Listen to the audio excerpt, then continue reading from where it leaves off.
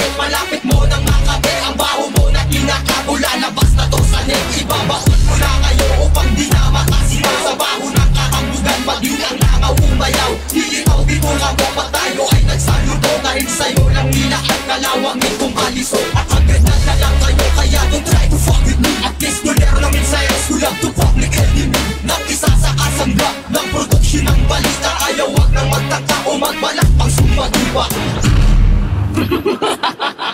Hindi pwedeng ikumpara ang bobo sa matalino. Kung ikaw ay kipidad, ako'y modernong mekanismo. Bawat letra sa ulado na binubuga na di na kapag sinimulang kulay, hindi mo na makapatin. Sa labanan mamumot na respeto ko'y liling mo still. Binabalutan ka na ng kaba, ang tira ko palang ay clear. Kahit piliting itambi hanggang paawa ka na lang. Kaya tingin ko sa iyo napakahinang ilalang. Natangko na sa bigas, wala na siya kahit panyero. Tali natitirang porsyento ang utak na kapiraso. Yung mistula ng lungko, kaya wala na sa balanse. Hindi na makaabante, kaya kay galing din natin. Para yung palyadong lente na hindi na makabasa. Nag-amok na sugarod kasi natalo ang pusta. Ngayon ako ang pupusta, bebenta ka na may kulabo. Kasi hindi mo ko kaya kung nag-iisa kang bobo. Palawakin ang isipan sa ginawang bagsakan. Sa tagal na panahon ngayon aking patutunayan na hindi magmumuwag at hindi matitibag. Representative inara sa tugmang inilapa. Ngayon pinag-aralan makabagong taktika